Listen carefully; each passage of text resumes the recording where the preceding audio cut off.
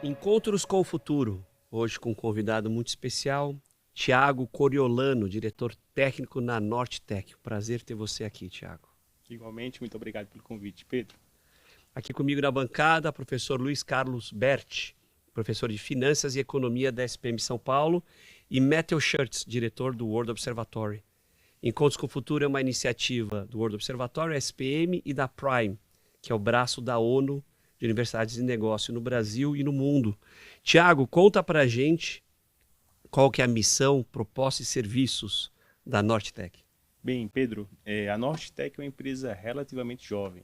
Ela tem só 5 anos de vida, né? Ela chegou lá no Amazonas, nós estamos sediados lá no Amazonas, em Manaus. Ela chegou no Amazonas e comprou a operação de uma empresa já existente lá, tá? Eu trabalhava nessa empresa, eu era gerente técnico comercial dessa empresa. E aí, quando a Nortech ela comprou essa operação, há 5 anos atrás, exatamente no ano 2019, ela começou ali a traçar uns outros caminhos. Que caminhos são esses? De serviços na distribuição de energia elétrica. Então, ela avançou no Amazonas, hoje ela é a maior empresa do Amazonas de serviços de distribuição de energia elétrica, maior do ponto de vista de prestação de serviço, né? E também ela avançou no estado de Roraima. Então, hoje nós atuamos em Amazonas e no Roraima. Também atuamos agora, a partir do ano passado, aqui no estado de Minas Gerais, ali na região sul de Minas Gerais, onde nós temos ali uma base operacional e fazemos serviço de manutenção. Então, Ou seja, o Amazonas estava pequeno. o Amazonas estava pequeno, né? E estava dentro do propósito nosso aí, a partir do 3º ano de criação da empresa, de fato está expandindo para o resto do Brasil, né? Então, assim, o nosso principal serviço hoje é a prestação de serviço para as concessionárias e nós fazemos todo tipo de serviço, desde o atendimento ao público, leitura de medidores, serviços comerciais, ligação nova, corte, religação, inspeção, a serviços maiores de manutenção programada, serviço emergencial. Falta energia na sua casa, se você mora no Amazonas, somos nós que vamos atender. Se você mora em Roraima, somos nós que vamos atender. E aqui também no sul de Minas, nós também fazemos serviço ali de expansão da rede elétrica. Genial. Tiago, só um ponto aqui para rodar. Me diz uma coisa, os estados do norte têm uma dificuldade logística enorme, né? Nem sempre tem uma estação de metrô, ou uma estrada, ou uma rua para chegar. Como é que vocês fizeram para criar esse tipo de atendimento nessa extensão e nessas limitações logísticas? É bem verdade que você falou, Pedro. No norte do país, a gente tem uma dificuldade muito grande de se locomover. Manaus, por exemplo, é uma grande cidade, uma metrópole, na verdade. Acho que Manaus, inclusive, é o 6º PIB do Brasil, tem lá o Distrito Industrial de Manaus, mas tem as dificuldades de uma grande cidade para se locomover, e não é como São Paulo, por exemplo, que tem metrô e tem outras formas de se locomover. Quando a gente vai um pouco mais para o interior, e aí quando a gente vai falar do Amazonas, que do ponto de vista territorial é o maior estado desse país, maior até do que muitos países do mundo, né? A dificuldade só aumenta, né? Então, assim, o que a gente utiliza para se locomover do ponto de vista de estado do Amazonas? Basicamente, avião e rio, porque barco, lancha, para trafegar nos rios do interior. Obviamente que em Manaus não é assim. Manaus é uma cidade super linda, desenvolvida, existem meios de se chegar, porém, quando a gente vai para o interior do estado, não há estrada, não consegue se chegar. O sistema lá, inclusive, Luiz, ele é individualizado, existem os PIAs, que são os produtores independentes de energia. Sim. O SIM não conseguiu chegar até o interior do estado. Por quê? Porque é praticamente impossível você fazer a conexão, inviável financeiramente, porque são longas distâncias. Estamos falando assim de um estado bem maior que Minas Gerais e só tem 62 cidades. Já Minas Gerais tem mais de 800 cidades. Então, assim, é um desafio, de fato, de locomoção, de chegar até as comunidades, sobretudo aquelas do interior do estado. Por que a Norte Energia quis comprar isso aí? Nortech. Nortech. Olha, a gente tem um propósito muito grande, sabe?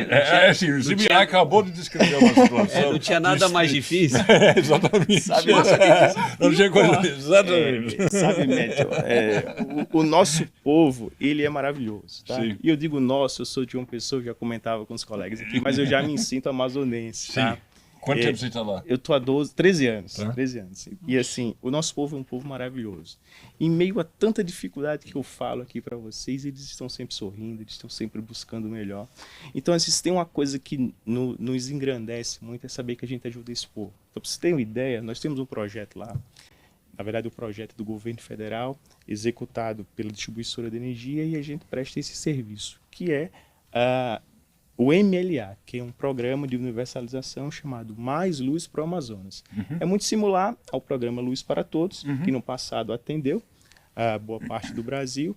Porém, nós estamos colocando energia, Pedro e Luiz, aonde o Luz para Todos não chegou. Então veja bem. Lá naquela comunidade, Sim. indígena ou não, do interior do Amazonas, onde para você chegar, saindo de Manaus, você pode levar até 48 horas para chegar. Você pode levar até 72 horas para chegar. Nós estamos levando energia elétrica para lá. E como é que eu levo essa energia elétrica se eu não consigo passar um cabo, Bert, de Manaus até lá, justamente porque não está no sistema interligado? Sim. Você consegue levar, se você gerar essa energia, e se você, através da geração de energia, você consumir ela. Como? No sistema off-grid. Então, nós colocamos placas solares, bateria, e eles são atendidos Olha ali só. através disso. Então é um projeto. Eu estou pedindo isso há muito tempo, sabia? É um projeto Você tá em São maravilhoso. Paulo? Eu sei, não, eu pedia lá no norte, que quando eu vejo o povo que leva combustível de barco para usinas termoelétricas, eu falei, gente, põe energia solar com baterias. E vocês já fizeram? Fizemos 4.380 e damos a manutenção no disso. contrato de OEM que Sensacional. nós temos. Parabéns. E assim, você me pergunta, por que vocês escolheram o norte? Não tinha uma cidade mais próxima, mais fácil? Mais fácil. Teria, mas teria essa satisfação? Você imagina você levar água gelada para uma pessoa que nunca bebeu, ou energia elétrica para uma pessoa que nunca viu. E isso acontece. A energia chega na casa das pessoas, elas ficam maravilhadas com aquilo.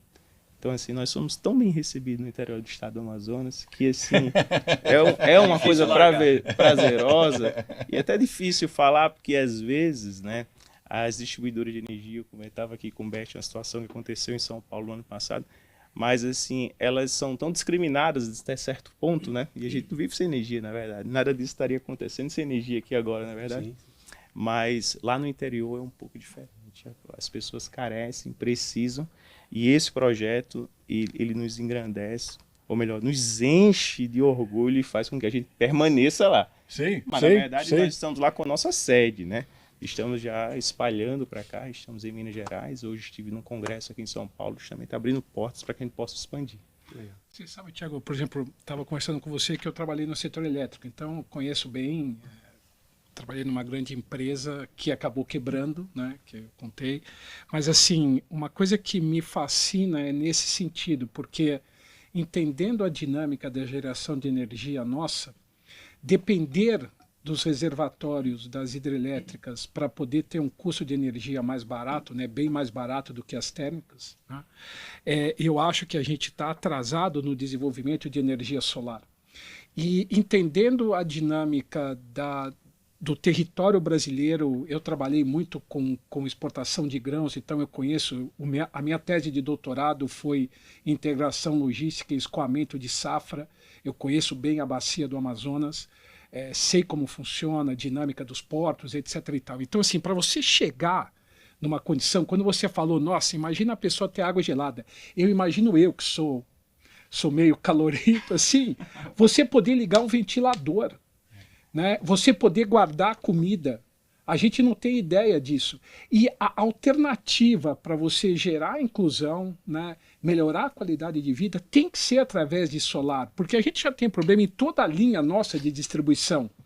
Né? Você consegue tirar uma energia do Rio Grande do Sul e levar até o Amazonas. Ela vai perdendo tensão ao longo da linha, mas você leva. Agora, essas pessoas não têm. Se não chegar a ligação até onde ele tem a casa, não tem como. E você já apontou isso. Então, assim, parabéns pela iniciativa, parabéns pelo projeto. Eu espero que a gente tenha mais projetos nesse sentido, porque isso aí vai reduzindo o custo, né, de você colocar energia solar, ajuda a manter a nossa estrutura de geração mais equilibrada por causa desse consumo adicional que você investe e tem um retorno. Por exemplo, eu lembro que eu fiz um projeto uma vez para uma casa, deu 7 anos. A gente fez a conta. Payback de 7 anos. E aí você não paga energia a mais e ainda pode. Se você viaja, ela é jogada para o sistema e você ainda abate e você não paga energia nunca mais. Né? Então, assim, é muito legal. Como é que você vê o desenvolvimento, aí, não especificamente dentro do seu negócio, mas assim, da energia solar no Brasil como forma de melhorar a qualidade de vida das pessoas mais simples e carentes? Ok, já te respondo e eu queria só complementar o que você falou, que foi maravilhoso do ponto de vista de carne, né? As pessoas do interior, elas podem agora armazenar o seu alimento. E para a gente que somos na cidade, a gente às vezes não consegue entender o que é isso, sabe, Pedro? Você salgar uma carne, médio, para que ela não estrague, é meio que estranho. Ou você não pode comprar ou pescar uma quantidade superior de peixe que você não vai poder consumir em seguida. Então, assim, maravilhoso. E do ponto de vista da pergunta do Bert, eu acho que o Brasil ele tem uma expectativa muito grande, uma possibilidade muito grande de crescimento do ponto de vista de solar e também de eólico. Sim. Por exemplo, o Brasil ele tem incidência do sol, sobretudo naquela região norte, nordeste, praticamente o ano inteiro. Né? O ano inteiro, na verdade. E além disso, tem a possibilidade de território. Quando a gente sai do Amazonas e vem aqui para São Paulo, e a gente fica assim observando na janela do avião, o que tem de território, o que tem de terra que você pode colocar placas solares e você pode imaginar, pô, mas São Paulo não tem espaço. Não, você está já vendo o sítio vindo no avião? Você já... Sítio, né, de energia solar e assim, energia eólica. Assim, eu acredito no desenvolvimento dessa energia sustentável para que a gente possa, inclusive brasileiros e a nível mundial, na verdade, sair dessa energia suja, energia ruim, que, diga-se de passagem, a nossa matriz é até relativamente muito boa comparada ao mundo. Sim, ainda tem biomassa, né? Mas eu creio que é uma solução viável e, como você disse, atrasada do ponto de vista de que já deveríamos estar até mais avançado, mais viável para que isso realmente funcione no Brasil. Você sabe que, assim, eu tenho acompanhado muito a questão dos potenciais investimentos de geração eólica offshore, né? Que é no mar e fora de rota, obviamente, de navio e de fluxo migratório, o que tem muito isso na Escandinávia, né? E o problema do eólico é ciclo de vento. Não adianta se colocar uma pá eólica aqui na SPM porque não vai adiantar nada. Mas tudo está envolvido dentro de uma dinâmica de você melhorar o portfólio de geração e aproveitar isso como fonte de negócio, né? Eu tive ali no interior da Bahia, Irecê, aquela região ali, e vi muitas eólicas instaladas. E depois de um tempo eu voltei lá e percebi que, além das eólicas instaladas, eles passaram a fazer energia mista. Eles começaram a colocar placas nos mesmos ambientes e otimizaram essa possibilidade. Então, onde se tem vento, você põe a eólica. Claro. Onde se tem sol, quase que todo o país, você põe a eólica e você põe solar. Então, o offshore... E já ouvi também que sol de dia e eólica de noite, que o vento bate mais de noite. Mais forte, né? Quando tem sol, não tem vento. Quando tem vento, não tem sol. Exatamente. A gente escutou algumas vezes. Tiago, agora conta um ponto na questão do modelo de negócio de vocês. Quando vocês vão fazer manutenção, fazem esse atendimento ao cliente, prestando serviço para a concessionária, o material é de vocês ou vocês prestam serviço, ou seja, vocês investem no material ou vocês só prestam serviço para a concessionária? Tudo depende do contrato que eu firmei com a concessionária. Existem contratos com a concessionária em que eu forneci o material e existem contratos em que a concessionária fornece o material. O que é muito importante em relação ao que você me perguntou é que o ferramental é sempre nosso, tá? Então, o veículo é nosso, as ferramentas utilizadas. E eu, enquanto prestador de serviço, empresa que visa e prima pela qualidade, pela agilidade, produtividade, segurança na execução, o que eu preciso fazer e eu tenho feito lá do ponto de vista de inovação? Eu tenho otimizado as ferramentas para que as ferramentas trabalhem para mim, para que eu seja mais ágil e trabalhe com qualidade. Então, por exemplo, inúmeras ferramentas nós pegamos, adaptamos, buscamos fornecedores para adaptar, para fazer estudo, melhoria e assim ela trabalhar para nós. Então, por exemplo, trabalham P&D Então, pro produtor. por produtor. Então, o que que acontece? Você tem um exemplo bem claro que aconteceu lá no Amazonas, foi que até 2016 ali, a leitura, sabe a leitura? O leiturista passa na sua casa. Inclusive, eu fui leiturista, tá? Em 2004, eu iniciei no setor elétrico como leiturista. Trabalhei 2 anos como leiturista lá na Energisa Paraíba e ali eu fui galgando outras posições. Mas você imagine o papel do leiturista, Matthew, que é extremamente importante fazer aquela leitura, senão a distribuidora não recebe. Até 2016, lá no Amazonas, o leiturista saía com papel e ele fazia a leitura do medidor anotando no papel. Então, tinha um calhamaço de papel e ele precisava levar aquele papel para fazer a leitura. Qual que era o problema desse tipo de gestão? Erro, demora, Cai no atraso, rio. folha de papel você imprime que não é brincadeira. E aí, não é só o erro do leiturista. Alguém tinha que digitar aquela leitura, não tinha que digitar aquela leitura. Vários índices. Então, de 2016 em diante, o que fizeram? Vamos fazer o coletor de dados. Nós vamos fazer a leitura no coletor de dados. Joia, muito bom. Mas ainda não resolveu por completo. Porque eu tinha que voltar lá e entregar a fatura para o cliente. Então, hoje, o processo se chama LIES, que é leitura, impressão e entrega simultânea. Ele digita e imprime. Então, agora, o leiturista, ele vai com a maquininha e com a impressora aqui, papel térmico para fazer a impressão, vocês conhecem a fatura de energia, ele faz a leitura e já imprime na hora. Todo o Brasil está assim? Não. Ainda existem concessionários que não funcionam dessa forma. Sim. Então, lá a gente já fez isso. Por quê? Eu ganho e muito em qualidade de serviço, evita erro e produtividade. Se tem um outro exemplo lá, que nós fazemos, que é muito parecido com esse, foi a utilização de tablet para recebimento de serviço. Quando nós iniciamos lá em 2019, os serviços do ponto de vista de operação, os emergenciais, os de inspeção, sobretudo de inspeção, corte e religação, eles eram entregues no início da manhã, Matthew, num papel. Então a equipe chegava lá de manhã cedo para receber o serviço e ele recebia 10 papéis, que seriam 10 OS. Qual é o problema disso? Ele ia para campo. O problema é que durante o dia muita coisa pode acontecer. Por exemplo, eu e o Best, nós vamos cortar um cliente. No meio do dia, o cliente pode ter pago a fatura. E você vai cortar aquele cliente? E como é que eu comunico para a equipe? Ah, mano, liga para a equipe, não funciona. Então, aboliu o sistema de papel e passou a usar o tablet. E o tablet é maravilhoso. Você não usa papel, você elimina erros. Alguém, quando você fazia o serviço no papel, precisava digitar aquilo e colocar no sistema. Hoje em dia, você conclui a OS no sistema, ou no tablet, e ela conclui diretamente no sistema. E a conectividade? Conectividade. Outra coisa, foto, registro. Quando nós fazemos um serviço de inspeção na casa do consumidor, nós precisamos de provas, sobretudo quando você pega alguma situação de fraude. E aí você imagina, num passado próximo, você fazer o serviço aqui, tirar a foto no seu celular ou numa câmera digital, depois descarregar isso de modo que você renomeie com o número daquela OS e tem que buscar depois. Isso não faz sentido. Então hoje não é assim. Você tira a foto no Pop Tablet e de lá, quando conclui, já vai para o sistema. Quando você precisa utilizar aquela fotografia, você pega diretamente lá. Isso, você me pergunta do material, eu digo, olha, material vai muito do contrato que nós firmamos, mas ferramental para a melhoria do nosso serviço, aí a gente tem que buscar inovação. E deve ser uma aventura, né, lá em Amazonas. Quais são as aventuras? Qual foi a ligação elétrica mais difícil que vocês já fizeram? Assim? Conta essas aventuras. Existem algumas cidades, melhor, cidades não, sublocalidades. Sim. Por exemplo, depois a gente pesquisa no Google, chamado Palmeira de Javari, Cucuí. São sublocalidades que estão numa região chamada Cabeça do Cachorro. Famoso. Que é Barcelos, que fica lá em cima no Amazonas, fronteira ali com Colômbia, Venezuela e tal. Extremo norte. O Drauzio Varela, que gosta muito de lá. É uma dificuldade imensa de se chegar lá. Mas a gente chega, a gente vai. Como é que vocês chegam? De barco. De barco? De barco.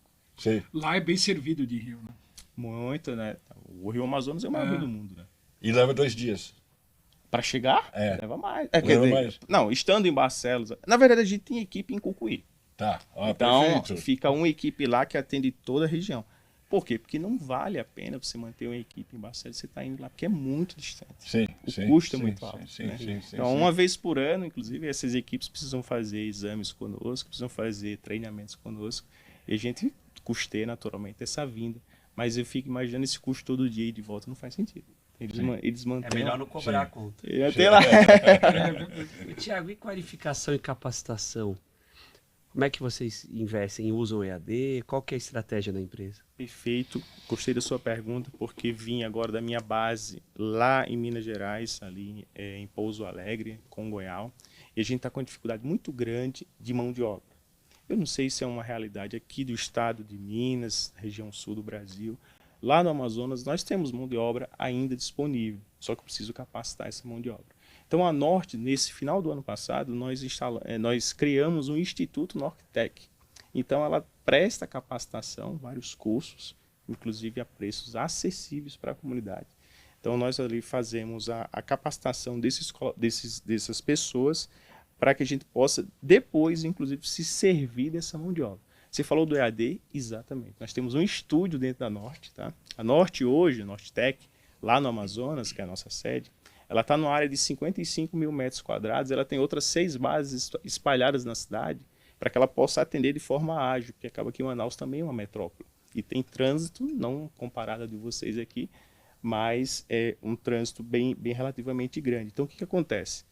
EAD, a gente tem EAD, tem um estúdio para EAD, tem um instituto, e ontem, inclusive, estamos firmando uma parceria de juntar, de unir a inteligência artificial com a realidade aumentada, através de game, para que a gente possa fazer, inclusive, treinamentos. Inclusive, eu fiz um treinamento ontem, subi num cesto, na verdade, não saí do chão. Sim. Mas quando eu olhava para baixo, eu estava 9,5 metros de altura. Então, operalizei todo o sistema elétrico através de game, que é maravilhoso, que eu não exponho meu colaborador ao risco e que eu posso treinar e capacitar e ele me prestar o melhor serviço. Que legal, você manda o óculos. A gente tem usado muito gamificação para finanças, entendeu? Para poder dar educação financeira para as pessoas, preocupado justamente com o entendimento de finanças como forma de gerar uma sustentação para que a pessoa não se endivide. Então é muito legal o sistema, porque você consegue dar essa percepção sem expor a pessoa ao risco. Sim. Pra você ter ideia, Bert, só para finalizar, ontem eu subi nesse cesto, não saí, e era tão perfeito que os fornecedores nos apresentaram, e nós estamos firmando essa parceria, Médio, que ele simulou um enxame de abelha em cima do poste e uma explosão do transformador. Sim. Foi fácil, então. E aí eu tava ali em cima, Pedro, e eu me senti com calor, porque eu tava do lado de um transformador pegando fogo. E quando ele colocou no cenário de chuva, e aí eu pensei que eu tava enlouquecendo, porque ele espirrou e eu tava com o olho tapado, ele espirrou água em mim, eu disse, tá chovendo de verdade. Muito bom. Muito bom, então a inteligência artificial serve como uma parceiraça para essas questões, assim como o EAD, devido às distâncias que nós temos nesses lugares. Uma coisa que eu gostei muito no Tiago é que ele chama Minas Gerais de aqui. Pra ele é a mesma coisa. Mas para quem mora no Amazonas, a referência dele é aqui, né? Para quem mora no Amazonas, Minas Gerais eu vou a pé. Muito bom. Tiago, foi um prazer enorme ter você aqui com a gente. Parabéns pelo trabalho, pela carreira que você fez dentro da empresa. Nota 10 saber que, apesar da dificuldade, vocês estão lá ajudando o pessoal do Norte. Obrigado. Eu agradeço.